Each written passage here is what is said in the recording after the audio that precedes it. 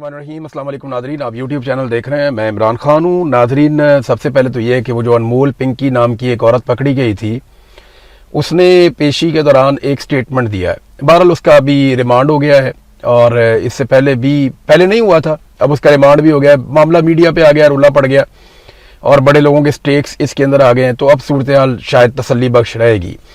इंसाफ होना चाहिए और मंशियात बेचने की किसी को भी पाकिस्तान में इजाज़त नहीं होनी चाहिए। पूरी नस्ल तबाह हो जाती है। ड्रग्स के कारोबार में पैसा तो बहुत है, ये लोग बहुत पैसा कमाते हैं, बहुत पैसा बनाते हैं, लेकिन लोगों की ज़िंदगियां तबाह कर देते हैं। मैं ज़ाती तौर पे ऐसे लोगों को जानता हूं जिनकी नशे ने ज़िंदगी तबाह की, बर्बाद की।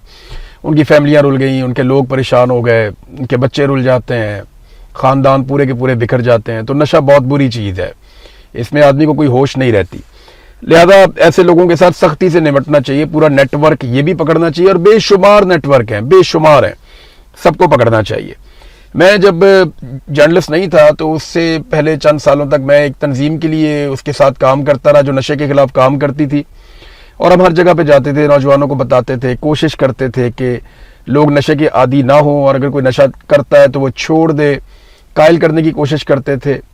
लेकिन मैं क्योंकि ज़ाती तौर पर जानता हूँ कि ये कितनी बुरी चीज़ है, मैंने अपने करीबी दोस्तों को तबाह होते हुए देखा, कुछ इलाके में लोगों को तबाह होते हुए देखा कि अच्छा भला आदमी था, अचानक नशे पे लगा, घर बार सारा कुछ तबाह कर लिया, फैमिली तबाह कर ली।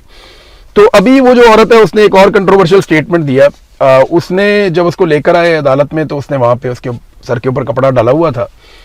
पहले तो बड़े प्रोटोकॉल के साथ आ रही थी, आपने देखा विजुअल कैसे दंदनाती हुई फिर रही थी वहाँ पे। जनाब कैमरामैन वीडियो बना रहे थे, चौड़ी होके जा रही थी, जनाब बदमाशी है, कमाल है। तो पहले तो वो उस तरह जा रही थी जो नॉर्मल रूटीन होती है इन लोगों की, लेकिन आज जो है वो सर पे कपड़ा वो अपना डाला हुआ था और औरतों ने भी पकड़ा हुआ था, घेरा हुआ था और ज़बरदस्ती खींच के ले जा रही थी। तो वहाँ उसने एक जुमला बोला और एक बात की। तो अनमोल पिंकी ने बताया कि मुझ पर दबाव डाला जा रहा है कि बनी गाला के एक बंदे को मैं मंशियात सप्लाई करती थी, ये मुझे कहा जा रहा है कि मैं ये स्टेटमेंट दूं या मुझे कहा जा रहा है कि मैं ये बात करूं।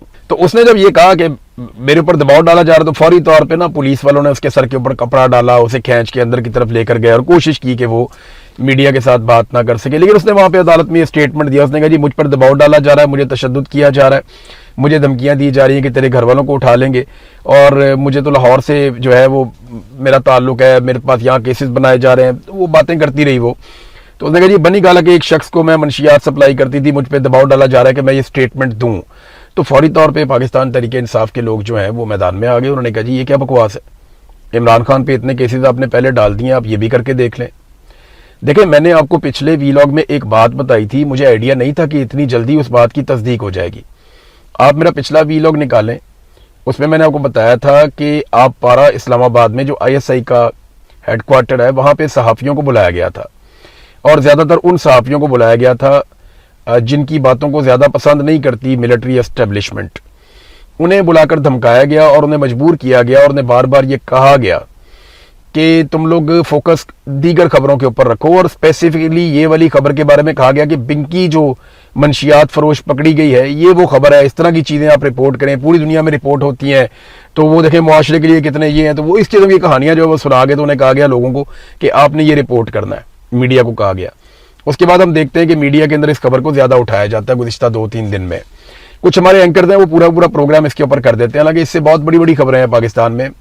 तीरा में जो दहशतगर्दी का इंसिडेंट हुआ या खैबर पख्तूनख्वा में जो लगातार दहशतगर्दी के वाक़यात हो रहे हैं, पिछले एक हफ्ते के अंदर दर्जनों लोग शहीद हो गए पाकिस्तान में दहशतगर्दी में, उसके ऊपर मीडिया प्रोग्राम नहीं करता। एक औरत पकड़ी गई है मंशियात फरोश, उसके ऊपर मीडिया प्रोग्राम करता है। इस्लामाबाद में एक लेडी जर्नलिस्ट थी, वो लेकर जा रही थी शराब अपनी गाड़ी की डिक्की में भर के और उन्हें पकड़ा पुलिस ने वहाँ पे, और वो लेडी जर्नलिस्ट ने पुलिस को धमकियाँ लगाना शुरू कर दी।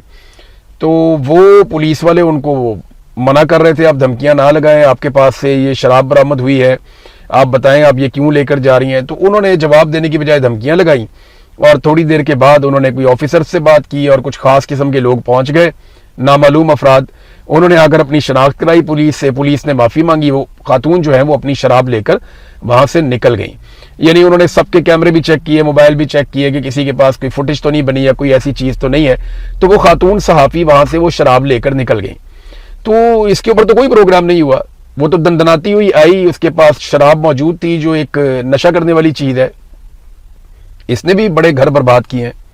لیکن وہ کسی نے نہیں پوچھا. تو یہ ایک پنکی منشیات فروش قابو آ گئی ہے, نشان عبرت اس کو بننا چاہیے. لیکن میں نے آپ کو پچھلے ویلاگ میں کہا تھا کہ اب یہ ڈائیورژنز لگا رہے ہیں, توجہ ہٹانے کی کوشش کر رہے ہیں کہ میڈیا دہشت گردی پہ بات نہ کرے, جو پاکستان میں بہت بڑھ گئی ہے. یو اے ای نے جو پاکستان کے ساتھ کیا ایک خارجی محاذ پہ ہمیں بہت بڑی ناکامی ہے, اس پہ میڈیا بات نہ کرے, اس پہ بہت دباؤ ڈالا گیا میڈیا پہ. پھر جو اسلام آباد میں زمینیں خالی کروا رہے ہیں, غریبوں کے گھر توڑ رہے ہیں, وہاں پہ صحافیوں پہ دباؤ ڈالا گیا کہ یہ کہاں سے آ گئے ہیں لوگ بھائی, انہوں نے قبضہ کیا ہوا ہے اسلام آباد پہ, دارالحکومت ایسے ہوتا ہے, ہم دارالحکومت کو یہ بنائیں گے وہ بنائیں گے, یہاں پہ بہت بڑے بڑے پروجیکٹ بنیں گے, لہٰذا ہم یہ ساری زمین خالی کروائیں گے. تو اس کے اوپر بالکل کسی کو ضرورت نہیں ہے بات کرنے کی. بھئی آپ نے زمین خالی کروانی ہے کروائیں, لیکن ان کو متبادل زمین دیں یا ان کو جگہ دیں یا فلیٹ بنا کے ان کو آپ دیں. آپ کا اربوں خربوں کا منافع ہے, تو پھر وہ غریب آدمی کا تو بیچارے کا چند لاکھ کا ہی ہے نا اثاثہ. تو اس کو آپ اگر تھوڑا سا اس میں 10% یا 5% کا منافع اگر آپ اس کو دے دیں گے غریبوں کو, تو وہ بھی بیچارے کہیں جا کر بس جائیں گے. لیکن نہیں, یہاں پہ ساری چیزیں جو ہے زور زبردستی کے ساتھ ہوتی ہیں. تو کل میں نے آپ کو خبر دی تھی کہ پنکی, اس کے بارے میں یہ کہا گیا کہ آپ یہ کریں, اور پھر آج اس کے اندر سے ایک نیا ٹوسٹ آتا ہے. مجھے نا اس میں ایسا لگتا ہے کہ یہ سٹیٹمنٹ پنکی نے جان بوجھ کر دیا ہے. اور یہ سٹیٹمنٹ, اچھا یہ مجھے لگتا ہے, کیونکہ دیکھیں میں نے کرائم رپورٹنگ کی ہے بہت لمبا عرصہ, میں بڑی اچھی طرح جانتا ہوں, بہت اچھی طرح جانتا ہوں یہ سٹیٹمنٹ کیسے ہوا ہے. میں پولیس والوں کی باڈی لینگویج بھی دیکھ رہا تھا, یہ خاتون کو بھی دیکھ رہا تھا, کیمروں کے سامنے آ کر اچانک یہ واردات ڈالی گئی اور لے کے نکل گئے. اس کو سمجھیں آپ ذرا تھوڑا سا. دیکھیں اگر ایک ملزمہ ہوتی نا, یا اس کا اپنا سٹیٹمنٹ ہوتا, اگر یہ سٹیٹمنٹ اس خاتون کا اپنا ہوتا تو یہ کبھی یہ نہ کہتی کہ بنی گالا کے ایک شخص کو میں سپلائی کرتی رہی ہوں, مجھے یہ کہنے کے لیے دباؤ ڈالا جا رہا ہے.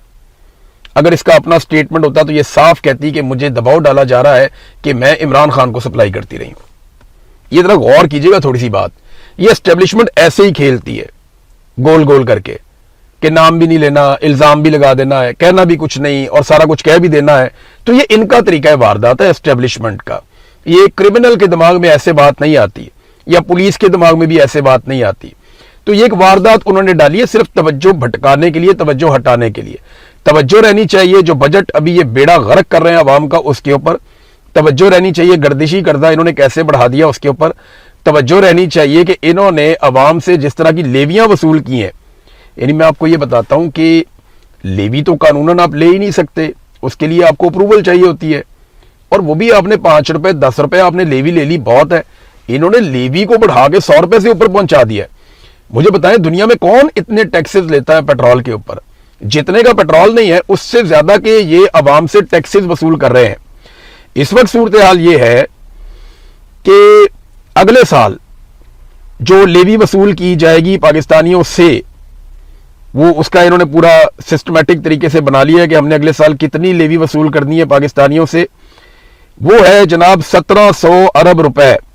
یعنی اس سال انہوں نے لیوی وصول کر لی. اب آپ کو پیٹرول سستا نہیں ملے گا, عالمی منڈی میں سستا ہو بھی جائے گا نا, تو عالمی منڈی کے مطابق آپ کے ساتھ انصاف نہیں کیا جائے گا. یعنی اگر بہت سستا بھی ہو جاتا ہے نا, تو اگر آدھی قیمت ہو جاتی ہے عالمی منڈی میں, تو آپ کی قیمت آدھی نہیں ہوگی, آپ کی قیمت اس کے حساب سے نہیں ہوگی. آپ سے حکومت نے یہ فیصلہ کر لیا کہ انہوں نے اسی بہانے, اب انہوں نے بڑھا تو دیا ہے, اب یہ آپ سے وصول کریں گے لیویاں اور اسپیشل ٹیکسز. اور پیٹرول کے اوپر جو ٹیکسز ہیں یا لیوی ہے, اس کے بد میں 1700 ارب کا انہوں نے تخمینہ لگا لیا کہ اگلے سال انہوں نے اکٹھا کرنا ہے. تو یہ ڈکیتی جاری رہے گی, یہ ڈکیتی بند ہونے نہیں جا رہی.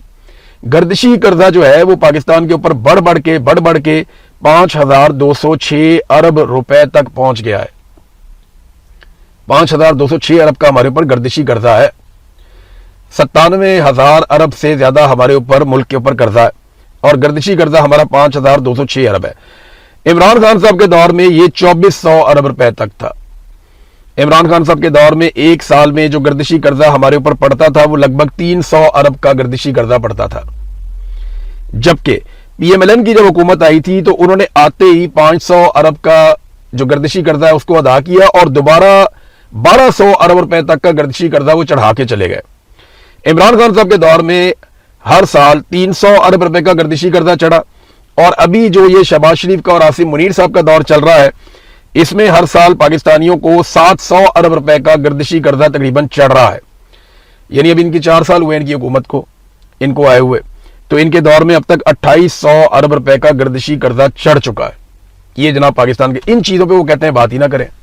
آپ بات ہی نہ کریں کہ عمران خان کے دور میں کھاد سستی تھی, عمران خان کے دور میں آٹا سستا تھا, چینی سستی تھی, عمران خان کے دور میں پیٹرول سستا تھا, ڈالر کی قیمت اتنی زیادہ اوپر نہیں گئی ہوئی تھی, گو کہ وہاں پہ بھی اوپر گئی تھی, اور ایکسپورٹس اچھی چل رہی تھی, پاکستان میں ترقی کی شرح اچھی تھی, شرح نمو آپ کی 6% کے آس پاس تھی, تو آپ کو جو ہے کریڈٹ ریٹنگ پاکستان کی بہت یہ ساری چیزیں عمران خان کے دور میں بہتر چل رہی تھی. وہ کہتے ہیں اس پہ بات ہی نہ کرو, تقابلی جائزہ آپ نے لینا ہی نہیں ہے. آپ نے یہ کہنا جی عمران خان بہت برا ہے اور یہ جو رجیم ہے یہ بہت اچھا ہے, اس کی آپ تعریفیں کریں جیسے ڈونلڈ ٹرمپ. تو ڈونلڈ ٹرمپ کو کوئی یہ روٹی تو نہیں کھاتا نا وہ پاکستان سے.